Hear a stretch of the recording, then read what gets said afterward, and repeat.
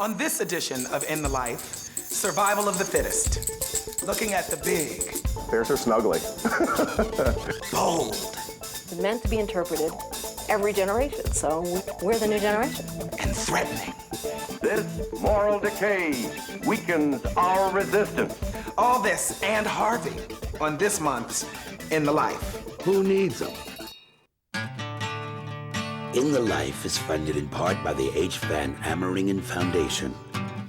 Additional support provided by the Ford Foundation, the Overbrook Foundation, and the annual support of In the Life members like you.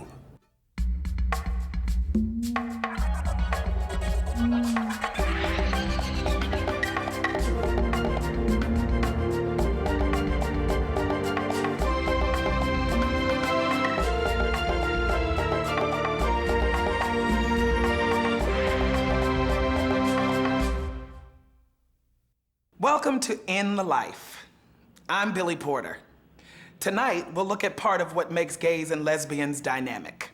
The ability to find truth in who we are, despite the barrage of messages that devalue our experiences.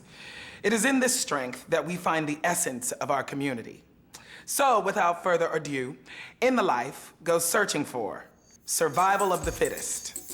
In National Treasures. Gay and lesbian Americans are every bit as patriotic as heterosexual Americans and want to and are willing to serve their country. Gruff beauty. For a while, I went around telling people I was a moose, just for the hell of it. And powerful tradition. I'm not just trying to open up Judaism to make room for me as a lesbian. I'm trying to change Judaism itself. As we saw in the 1950s when Joseph McCarthy equated homosexuality with the communist menace, and today under Don't Ask, Don't Tell, the LGBT community has long been the brunt of alarmist calls for protecting the nation.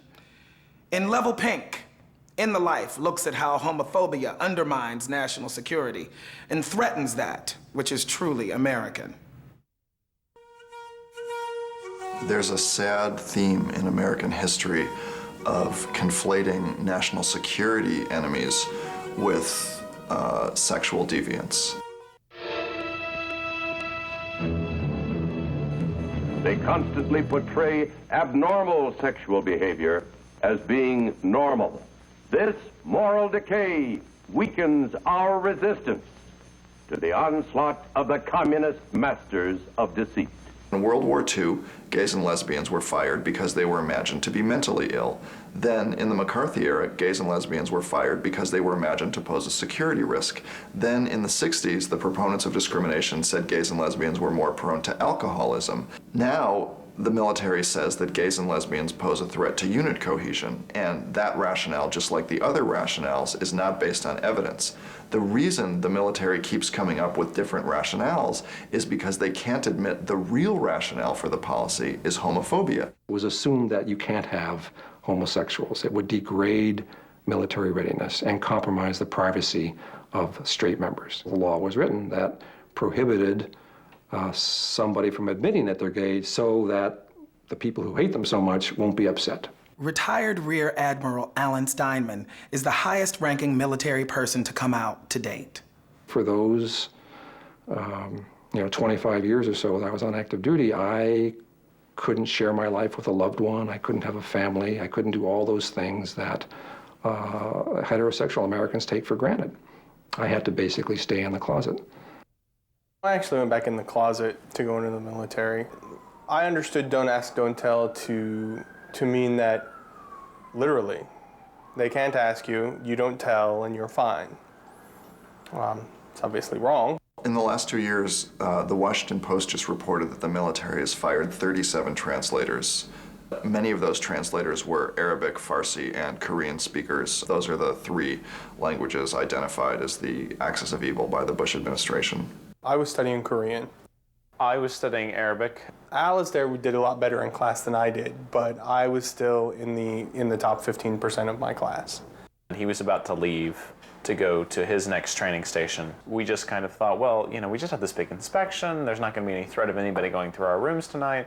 Why don't we just spend the night together? That night they went through It's called it's a barracks check, so as a result, I got a full room inspection, which turned up a number of personal photographs that we had. All of the straight couples who were caught and the gay couples who didn't have photographs, they were given the 14 days restriction, 14 days extra duty, as were we, but we also had an open investigation. And as we launched into the war on terror, these two highly skilled translators joined the more than 110,000 gay and lesbian soldiers discharged from the U.S. Armed Forces since World War II. One can theorize that how nice it would have been to have some more Arabic translators out there on the front lines so we could communicate with the Iraqi people and perhaps stop some of the misunderstanding that resulted in some of the violence and deaths. This is a policy that is not based on evidence. This is a policy that undermines national security, that wastes money, that leads us to fire badly needed Arabic language translators in the middle of a war on terrorism. I really believe that the pagans and the abortionists and the feminists and the gays and the lesbians who are actively trying to make that an alternative lifestyle, the ACLU, People for the American Way, all of them who tried to secularize America, I point the finger in their face and say, you helped this happen. What he was trying to do was to start another sex panic where people would again confuse the national security threat coming from outside the country with gays and lesbians inside the country. But panic is not limited to sexuality. A 2003 Department of Homeland Security press release alerted law enforcement that males dressing as females were potential terrorist suspects. National security is an issue after 9/11. It is important to put in laws which protect the U.S. population. However, those laws have to work. Detention is a good example at how these policies really failed. 1,600 plus people who were detained, and none of them actually were found to be a terrorist. The conditions of LGBT people in detention centers is horrifying. A gay man from Indonesia in a detention center was harassed by detention guards. They called him names. They asked him to perform oral sex on him, and he was actually raped by another inmate. I would say the Patriot Act is a big red flag, but I understand where it comes from, and I understand where Don't Ask, Don't Tell comes from. That doesn't make him right. I think it's real easy for the government to gently push a mentality of intolerance to any and everyone that they're afraid of. Unless we have the intelligence to recognize the traitors, and then, if I may use a word which we use in Wisconsin, unless we have the guts to name them, we should be taken down from those watchtowers and should not be representing the American people. The fact that gay generals and admirals are willing to come out of the closet tells the American public that gays and lesbians can serve honorably, can serve loyally, and can do so without undermining national security. Gay and lesbian Americans are every bit as patriotic as heterosexual Americans and want to and are willing to serve their country. The law, of course, prevents us from doing so. People who oppose gays and lesbians in the military don't oppose lifting the ban because they're worried about unit cohesion. They oppose lifting the ban because they know that once gays and lesbians are allowed to serve openly in the military, that will open the door to a range of other gay rights. The late Bayard Rustin fought passionately to give a voice to the African American civil rights movement. He wrote the first Civil Rights Act, organized the March on Washington, and was integral in bringing nonviolence to the movement. The same movement that forced him out because his gayness was a political liability. I'm Andre DeShields, and you're watching In the Life. Throughout history, our concepts of what a beautiful body looks like have dramatically changed. Because these glamorized concepts often don't reflect the body types found in the majority, many folks feel left out. In the 1980s, one group of gay men decided that it was their time to be celebrated. And since then, bears around the globe have found themselves a part of this rapid growing niche market. Tonight, in Bear to Be Beautiful, In the Life says, woof.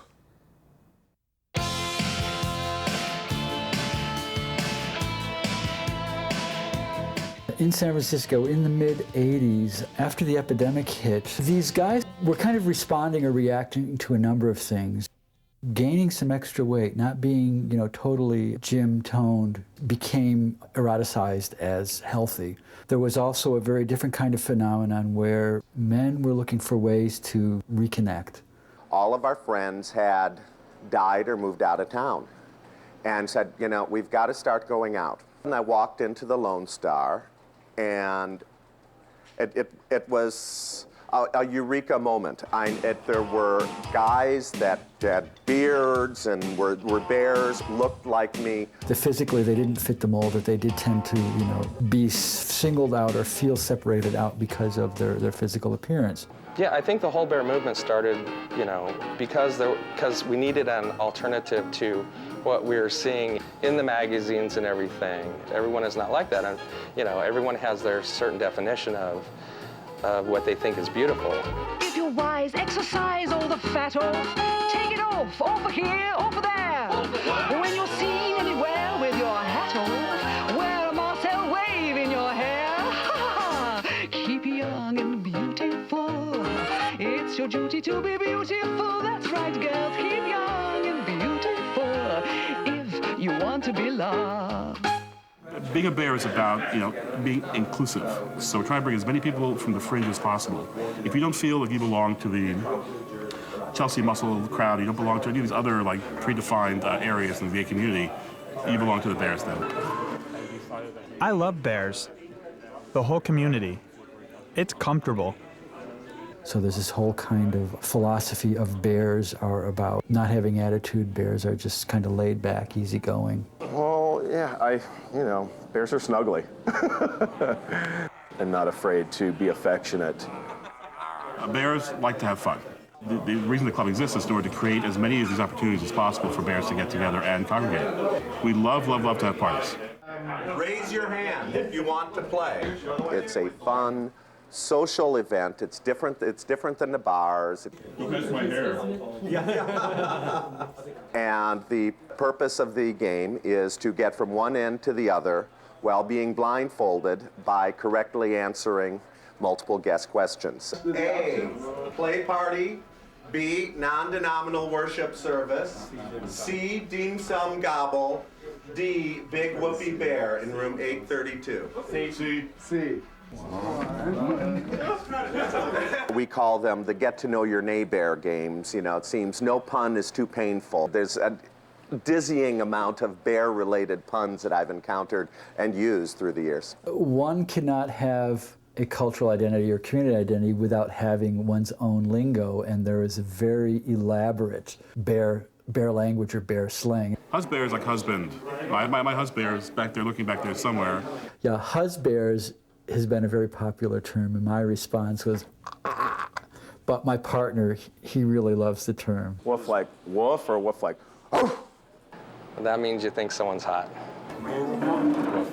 Never underestimate the power of one group to then subdivide itself. And so in the bear community, there are any number of terms: bear, otter, cub, wolf, I've even heard, and everybody has their own definition of them. Bears are all about having, you know, hairy chests and big beards and a big belly and just being big guys. Cub generally is often thought of as a younger bear. Some people are, no, I'm not a bear, I'm an otter, which means you're a slender, physically slender bear, I guess. Wolf, I hear, and I still haven't figured that one out. For a while, I went around telling people I was a moose, just for the hell of it. But then, of course, there's some people who take it very seriously, and then you get this endless tension between, is this person a bear with a small b or a capital B? Where somebody else is, you know,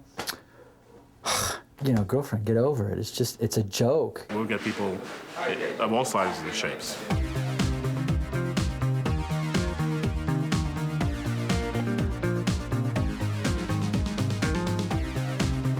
They like to do everything from lift weights to have potluck dinner parties. You know, within the first 4 years of this, there were self-organizing bear clubs all over the country. The bear phenomenon went global in half a dozen years. Well, people come from Australia, Switzerland, Japan.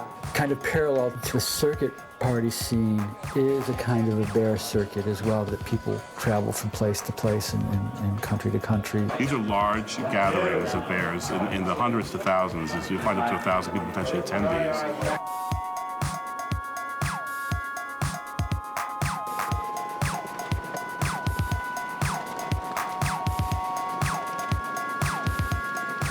in our consumer culture that you are a community or you are an identity when you are a niche market. So there was this kind of race to sell product to bears. Look for the bare necessities, the simple bare necessities. Forget about your worries and your strife.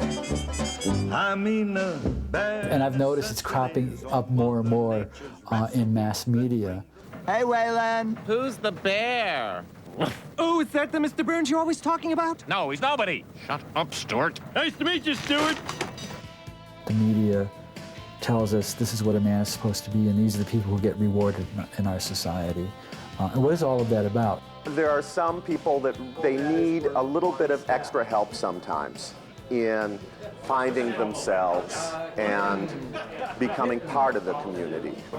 The thing about the bear movement, it's allowed a lot of people who have been disenfranchised from the general mainstream gay population to realize that they're acceptable and accepted, and that's a pretty great thing. And hairy back, left arm yellow.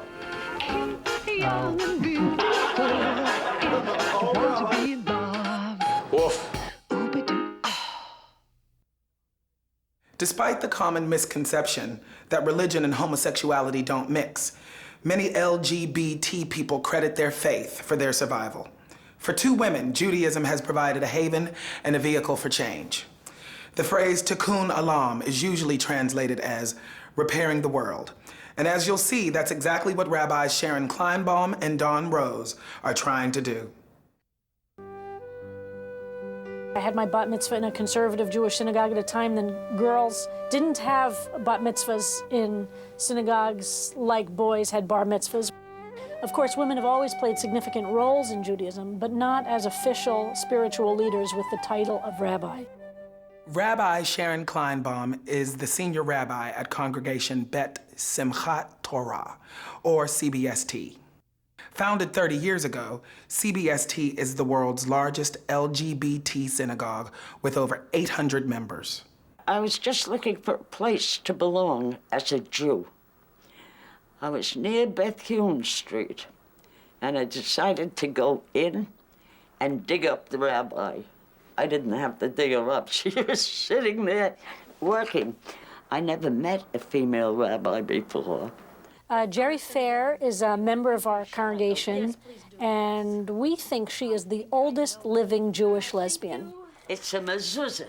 You are a prophet. She first called CBST several years ago because she was planning her funeral, and she very much wanted to be buried by a lesbian rabbi.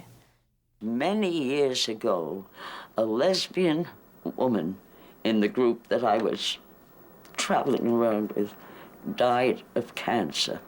And at her funeral, the women formed a circle, and each one threw in a handful of dirt. That was religion to me. And I said, "You're a lesbian, Jerry. What do you want?" But until very recently, that would not have been an option. When I entered rabbinical school in 1985, there was only one out lesbian rabbi that existed anywhere in the Jewish world. There were other LGBT Jews, of course, but for these rabbinical students, the climate of the 80s forced them to keep their gay and Jewish identities separate. My second year in rabbinical school, a secret meeting was called. We were told the name of the city to fly to. We were given a phone number to call from the airport when we arrived, and then we were told where to find the conference. This was the first conference for gay and lesbian Jewish professionals. People came from all over to be in an environment where it was possible to be both gay and Jewish. And it was an outrage. Here were people who were spiritual leaders, helping people live whole and complete lives, and yet they themselves had to absolutely deny a significant part of their souls. Rabbi Dawn Rose, who faced expulsion from school, shares a similar experience. I initially went to the Jewish Theological Seminary, which is conservative. My first day of school, I looked across the class and saw a young woman with spiky white hair, and I went, "Oh my, I'm in love, and oh my God, I'm in the wrong school." I was called to the dean's office. and asked if I was in violation of the rules against being a homosexual. He told me that if I kept my head down and my mouth shut, that's a direct quote, maybe I would get through. But I would never know until I was actually ordained. It's very difficult to be able to be a full religious leader when you have to keep such a significant part of your own humanity silenced or absent. Much of the textual debate over homosexuality focuses on two controversial verses in Leviticus. Those two verses condemn men, a man who sleeps with a man like he would with a woman. It's considered an abomination, and that person should be put to death. These two verses have become used by religious traditions as the source of anti-gay bigotry and discrimination. But Melanie Henderson, former board member of Bet Chaim Chadashim, or BCC, points out the necessity of interpretation. All of the stuff that's written in the Torah, all of the stuff that's written in the ancient writings, all the stuff that's in the Talmud, it's in Aramaic, it's in Hebrew, and it is required that it be interpreted. There's all these rabbis, they take on a topic from the Torah, and they argue about it, and nothing is set in stone. It's meant to be interpreted every generation, so we're the new generation. This text right here that I have on my desk right now, which is this itself is the Bible with all of the interpretation surrounding it. The biblical texts are 2, 4, 5 or 6 lines on this page. Every other word on this page is an interpretation. I find otherwise reasonable people in understanding the Bible as a living, breathing document to become Bible-thumping fundamentalists when it comes to those 2 sentences in Leviticus. Only a few verses later it says, rebellious children should be stoned to death. I don't know so many people who are advocating that as a response to teenage rebellion. There's a little teeny phrase in Leviticus that is v'chai bahem, and it means live by them, meaning live by the laws. And so you're not supposed to die by them. You're not supposed to suffer a little death every day because you have to separate yourself from the person you love if it's the same sex. Sexuality is a deep part of our souls, and we can't simply say, okay, just stop being gay and you'll still be a whole person. Theoretically, the Reform movement presents an inclusive attitude towards LGBT congregants and ordained LGBT rabbis. However, the reality in predominantly straight congregations is far more complicated. I now am assistant rabbi at a big Reform temple in New Jersey. I absolutely love the job and love the people, and they're struggling with the issue of my lesbianism. I have to have my Judaism be largely separate from my family because they're not fully accepted there. The spouse of the rabbi or any other clergy is recognized during high holidays, and I asked for that for my lover, and it was denied. The impact of rabbis like Sharon and Dawn reaches far beyond the LGBT community. I'm not just trying to get a little piece of the pie. I'm not just trying to open up Judaism to make room for me as a lesbian. I'm trying to change Judaism itself. And I'm trying to change the nature of religion in America. I'm trying to change the way we talk about God and think about theology. And a part of that is absolutely because I'm a lesbian. I found in Judaism a religion that spoke to me as an already marginalized person, that spoke to me about being able to turn my marginality and what was hard about my life into something that was positive and a celebration.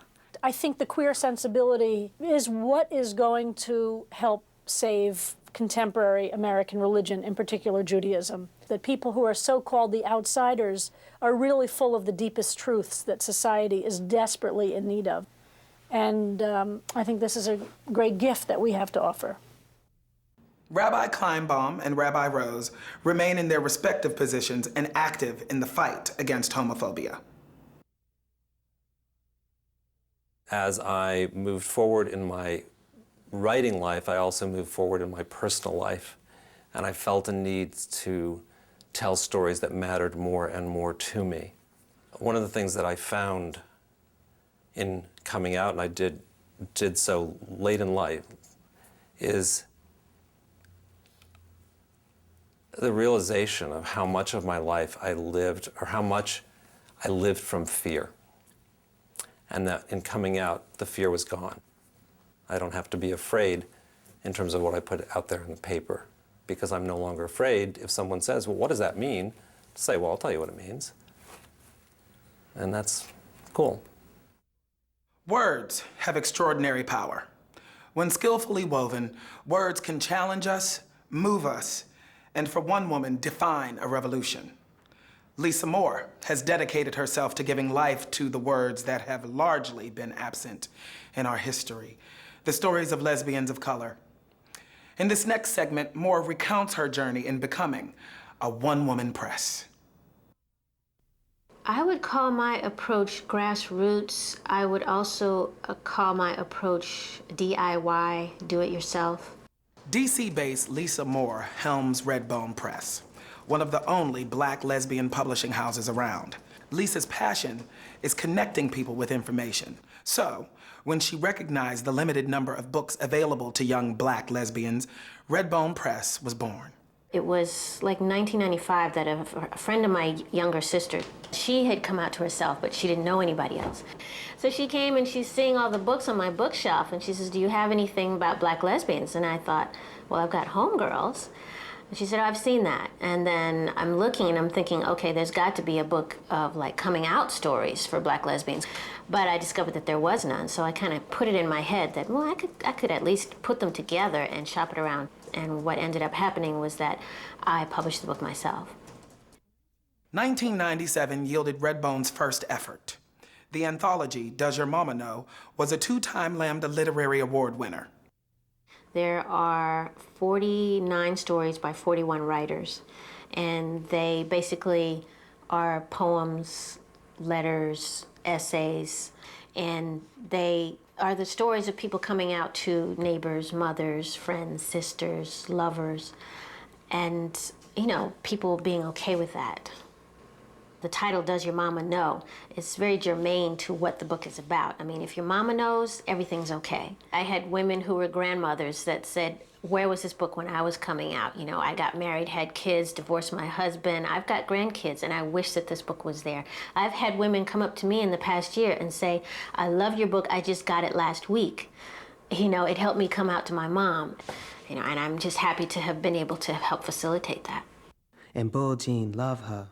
Go get you, ain't it? After unveiling the coming out stories of Mama, Redbone's focus shifted to the Bull Jean stories, an out and proud Southern celebration from Sharon Bridgeforth. Put Sweet out myself. Sweet ain't got me nothing but left. The Bull Jean stories was about the character Bulldog Jean and her life and loves. But within the stories, she's very ensconced in her community. She's not ostracized at all. She's walking down the street, they say, hey, how you doing? You know, everybody knows who she is and she knows who they are. It's not like she lives on the edge of town, you know, and nobody talks about her, people whisper about her. It's not that at all. In her ongoing reclamation of history, Moore is venturing into new personal territory, the documentary film. It's called Sassy Be Gone, Searching for Black Lesbian Elders. I don't want you to think there was no homophobia, that it was easy being, you know, no. And as I say, in the church, you could know, you know, the choir director or the musician or the organ player or whatever was a gay guy. But where were the lesbians? My mother would be saying things like, don't y'all be making fun of her? And I'd be thinking, making fun of her? Lord, if you only knew what was going through my head.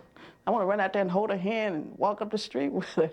I was interviewing older Black lesbians in their 60s, 70s, and 80s and asking them about what being a Black lesbian was like during segregation and after segregation. It wasn't our time to be outspoken, but it's your time to be outspoken. So do it. You know, we did what we could when we was coming up. We got away with as much as we could. We would be scared to walk down the street holding hands.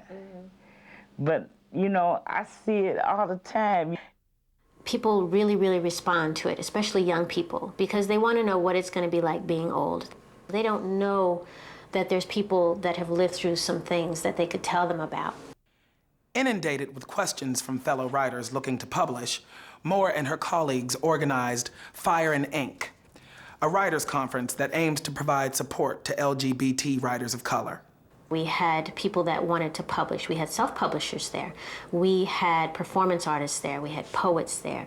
We had playwrights there. We had screenwriters there. And they all came together to talk about writing, talk about getting your work out there, talk about the actual writing process as well as the business of it, talk about how to network, talk about how to get our work into academia, because getting work into academia ensures its longevity. People came out of workshops crying because they had to write things and they had never been in such an affirming place before where they could be all of themselves and be Black and gay and lesbian or trans or bi, you know, and write about what they wanted to write about and have people support that. And recently, Redbone faced perhaps its biggest challenge, Spirited, a collection of essays on religion and spirituality.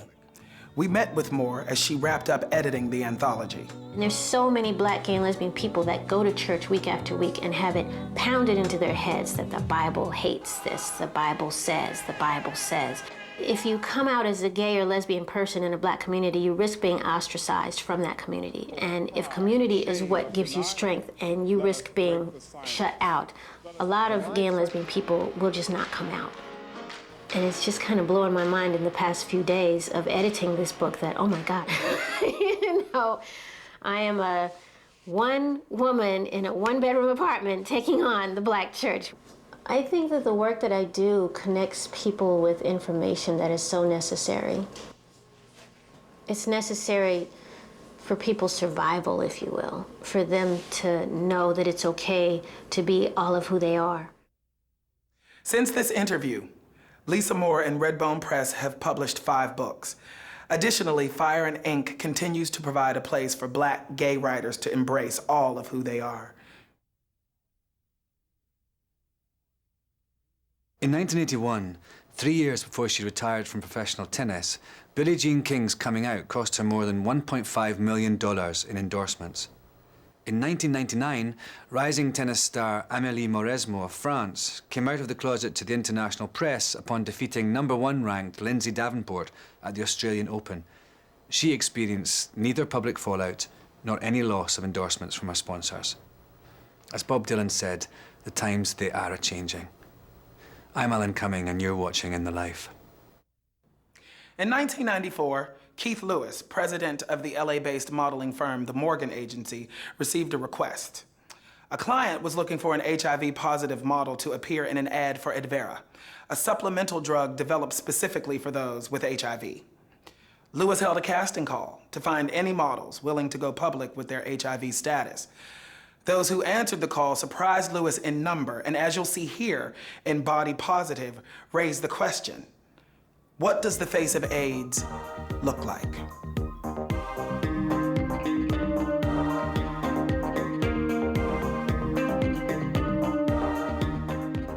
We thought we'd have, a few people. We had close to 100. They helped us understand what this disease was and how the face of the disease had changed.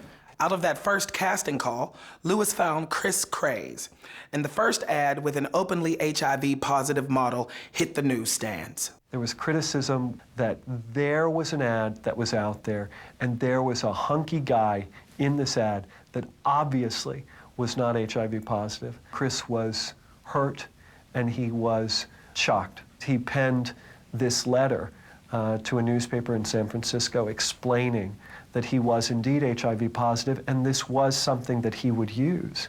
The national debate over a healthy-looking model like Craze representing the HIV community inspired Lewis to start a new division called Proof Positive. Juliet, Bruce, Beverly, Dion, and Jason are a part of that division. I think it's important for people to see my face in an ad for an HIV medication, because they can put a face to somebody that uses the medication, and they can also understand that you can lead a normal life. The biggest thing now is so many people are ashamed of it, and I'm not ashamed of it. Around that time, I was about the only woman African-American woman, heterosexual woman, that was willing to stand up and say that I was an HIV-infected woman. Still, from the very beginning, this sort of AIDS drug advertising has drawn harsh criticism.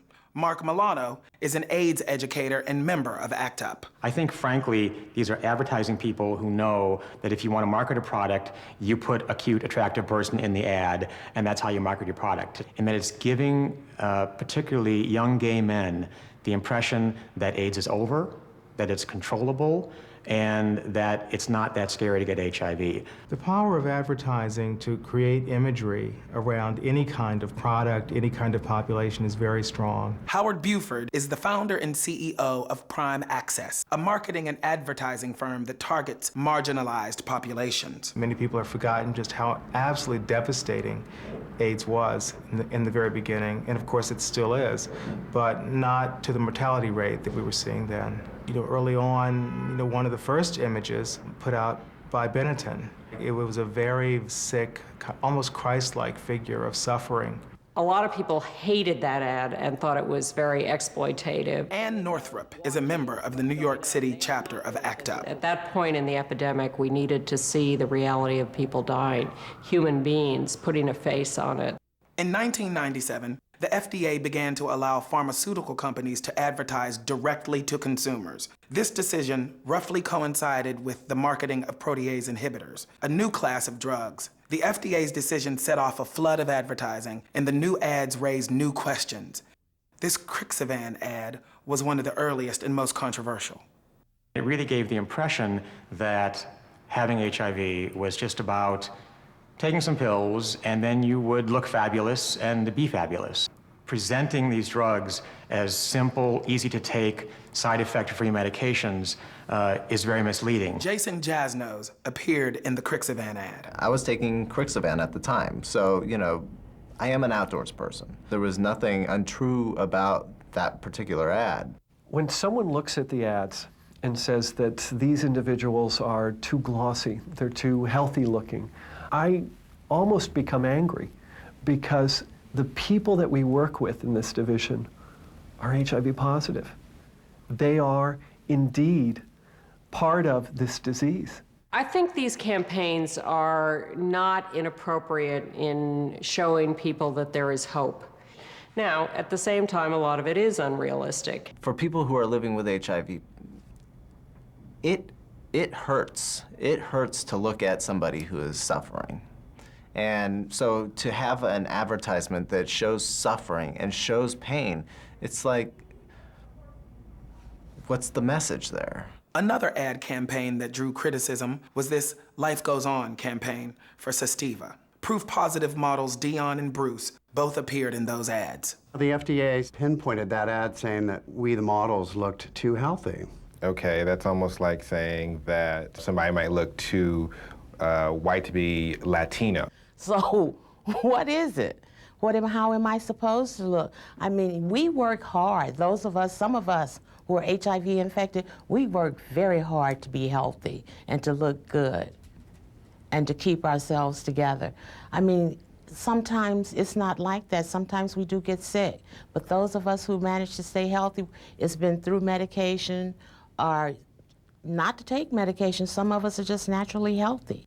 But beyond the aesthetics of the ads, more far-reaching questions are being asked about this kind of direct consumer advertising and its effect on the accessibility and cost of these drugs. The drug companies are very willing to do all this advertising, but less willing to really make the drugs accessible to everyone who needs them.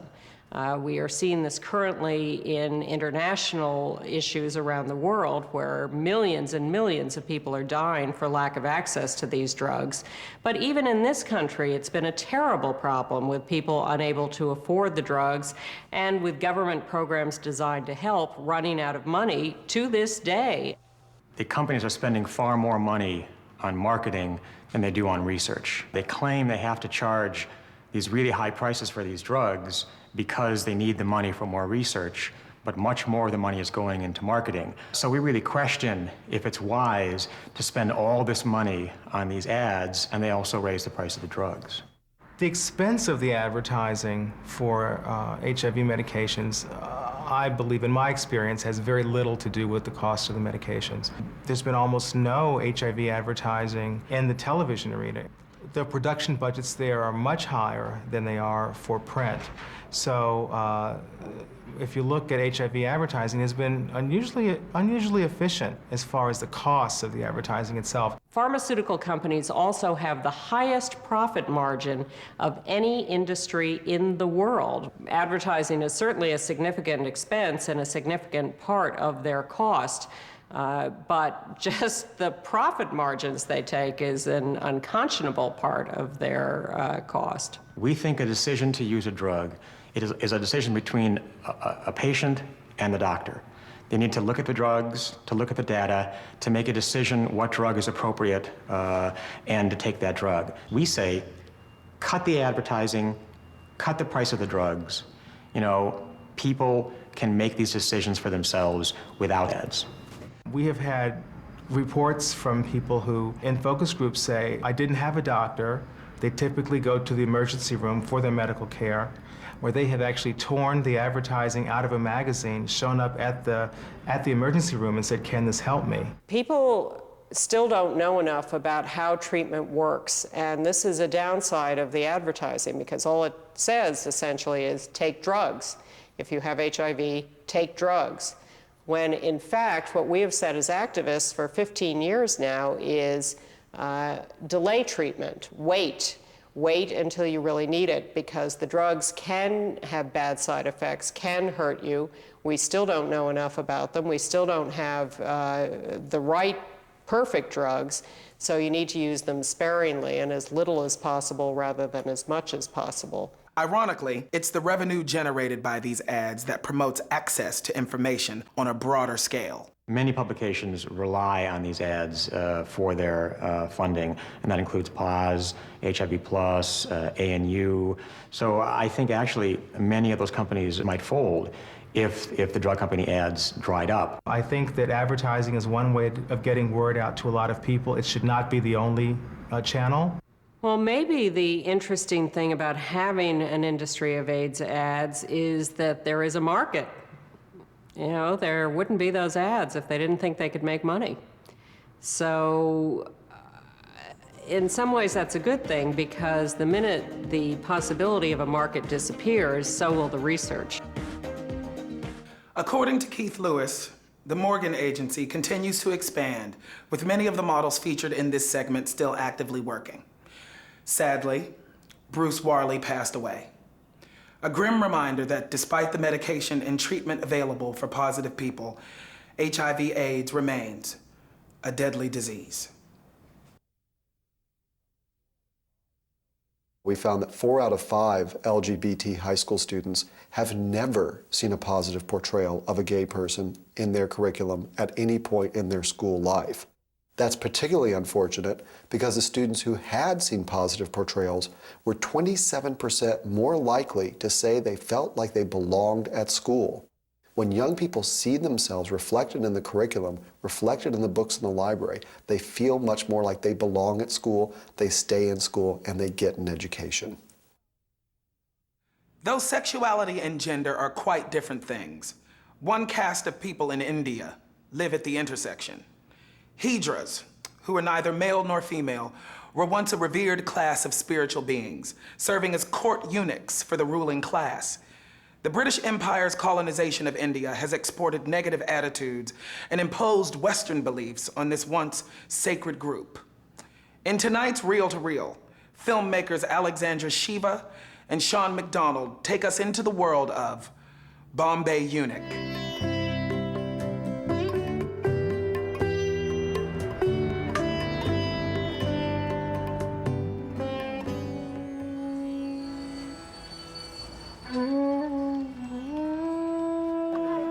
நான் first பார்த்தது நான் 8வது படிக்கையில். அப்போ ஒரு ladies மாதிரி சேலை கட்டிட்டு ஒரு நின்றுட்டு இருந்தாங்க. அப்போ நான் லேடிஸ்ன்னு ரொம்ப நேரம் நினச்சிட்டே இருந்தேன். அப்புறம் கொஞ்ச நேரம் கழிச்சு பார்த்தா அவங்களோட குரல் வந்து ஆம்பளை குரல் மாதிரி இருந்தது. அப்போ எனக்கு என்னாச்சு, இது பொம்பளையாக இருந்துட்டு ஆம்பளை குரலில் பேசுகிறாங்களே அப்படின்ட்டு இருந்தேன். அதுக்கப்புறம் சரி இவங்ககிட்ட பேசி பழகலாம் அப்படின்ட்டு அதுலேருந்து தான் சீலை கட்டுறதுக்கு இதுக்கெல்லாம் ஆசையாக. Hijras have existed in India for thousands of years. A hijra is actually a Hindi word for neither male nor female, and that has been used to describe the eunuchs of India. We met a group of hijras who said that they would work with us and tell us their stories. What we thought was going to be sort of a 3-month art project kept becoming bigger than ourselves. We hired an Indian camera crew and took on making a documentary. If you speak to people's grandparents, they usually say, oh yes, I remember when the hijras used to come when there was a wedding or there was a birth, and we welcomed them. And if you speak to someone's grandchild, that same person would say, oh, I give them money just to make them go away. Traditionally, they were believed to be closer to God because they were neither male nor female. People believe that they have the power to bless or curse, and so when they would invite them to weddings and the birth of children, and they would give them money to sing and dance and perform, and think that by doing that, that their child would be safe or lead a good life. डर लगता है ऐसे कि ऐसे कहीं बोलकर नहीं चले जाए कि तुमको ऐसा हो जाए, तुम्हारे बच्चे को हो जाए, तो हमसे जो कुछ होता है ऐसा खुशी से उनको दे देते हैं. ए अन्नाची अरे दीवाल काट कोड पैसा code. And now, with Western ideas about gender coming into Indian culture, they've sort of been reduced to the materiality of their bodies. So instead of being considered special and neither, they're considered strange and different. Modern hijras, they're no longer imbued with power that they used to have, and yet they still have the need to be within their own communities. They still gravitate toward each other. They still create kinship structures outside of their family structures. There are actually these different houses within Bombay with different lead hijras, and then sort of these lead mothers will adopt daughters, and they're accountable for their well-being, and they take care of them, and in return, the daughters often give some of their earnings to the mother. They're neither upper nor lower class. They actually leave whatever the community they're from, and often leave whatever religion they're from, to join the hijras. And it's not actually necessarily that they go down, they go into another community. In today's society, people are believing less and less in their power to bless or curse, and so the eunuchs have been pushed into begging and prostitution in order to survive. Traditionally, hijras are supposed to be sexually abstinent, and community elders want to perpetuate this image. சொன்ன தந்தாவே பண்ணாமல் இருந்தால் கூட இந்த சமுதாயம் வாழ விடுறது இல்லையே, தந்தா பண்ணுற மாதிரி செய்யுதில்லை. சமுதாயம் தானே எங்களை தந்தா பண்ண வைக்க சொல்லுது, எங்கே நாங்கள் தந்தா பண்ணாமல் இருக்கணும் பார்க்கலாம். We have a scene in the film where, baby dancing on the train, and she's just, having the best time, and everyone's clapping, and it was wild. I mean, people just got so excited about her on the train, and they started singing and clapping, and that would never happen. A traditional Indian woman is not going to get up and start, shaking her booty, on the train with a bunch of guys. So certainly a lot of the hijras are sexualized in that way. சொன்ன கடவுள் ஒரு பெண்ணை என்னை படைக்கல, இருந்தாலும் பெண்ணை விட ஒரு ஜாஸ்தி 10 மடங்கு எனக்கு சந்தோஷம் ஜாஸ்தி. லவ் பண்ணி என்ஜாய் வாழ்க்கை நல்லா சுகமாக வாழலான்ற ஒரு இது. I think what we realized through the film that ultimately this family that we worked with were transgendered people, that they really identified as women, they wanted to be women. நான் அவங்களோடய காலம் தள்ளிடுவேன், இந்த மாதிரி தந்தா பண்ணுற வேலைக்கு நான் போக மாட்டேன், என் வீட்டுக்காரர் நானுன்னு வீட்டில் இருந்துக்குவேன், அதோடு சரி. There is a place for a third identity, and therefore they took up that place. And it makes it very difficult to say, if you were to take these people and put them in the West, they'd be this or they'd be that.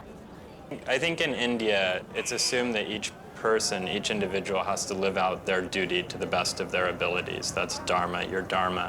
And I think for hijras, they realized that that is their dharma, to be the best eunuch they can be, and that if they do that, then they will have perfectly fulfilled this life. It's very reaffirming, I think, to see how these people will give up everything for this gender/sexual identity, And what we tried to bring to the film was just a tremendous amount of intellectual integrity.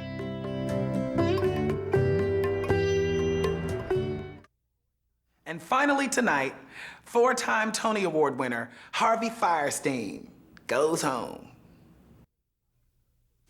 On a perfect spring day, I made a pilgrimage to the neighborhood of my youth, Park Slope, Brooklyn, New York. It had always been a family-friendly area. Tree-lined avenues choked with bustling school-bound kids, mommies guiding strollers, daddies chasing toddlers, nannies pushing swings. 20 years had not changed a thing, except who the hell was guiding them strollers, chasing them toddlers, pushing them swings? It was us, lesbians and gay males, parenting as far as the eye could see. I began to worry. Well, not about the new breeding role of homosexuals, but about usurping the usefulness of straights. I mean, now that we procreate with ease, are heterosexuals obsolete?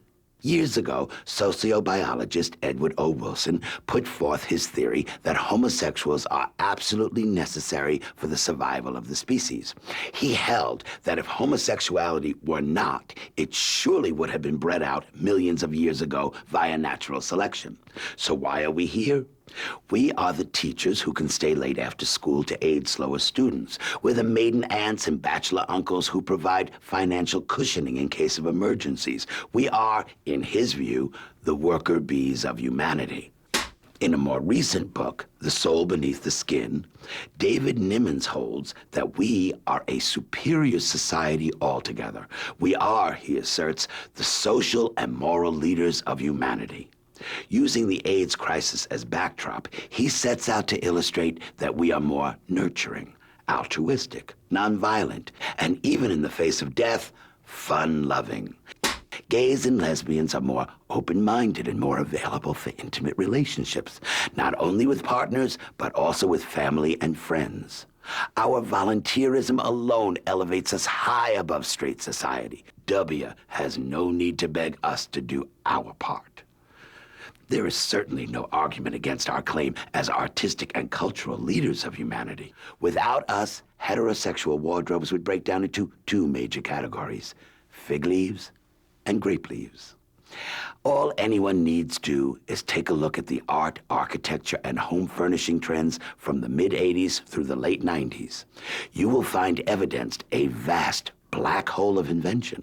When we lost a generation of gay men to the horror of AIDS, the world missed an entire chapter of fashion, music, art, and style.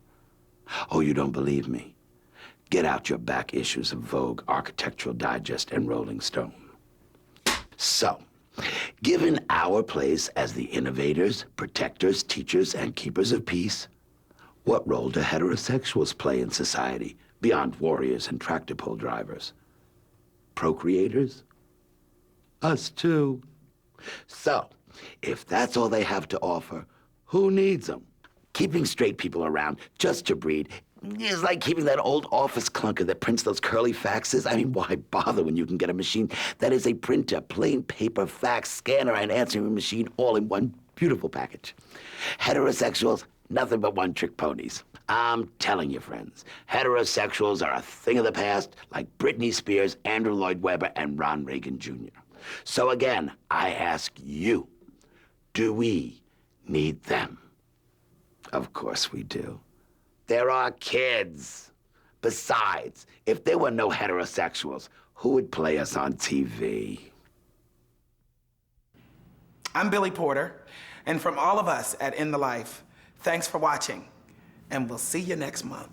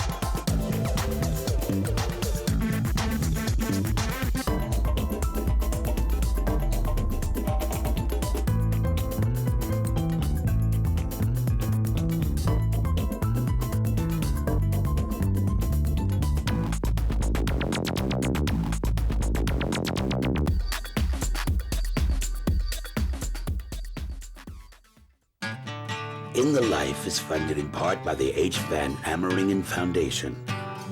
Additional support provided by the Ford Foundation, the Overbrook Foundation, and the annual support of In the Life members like you.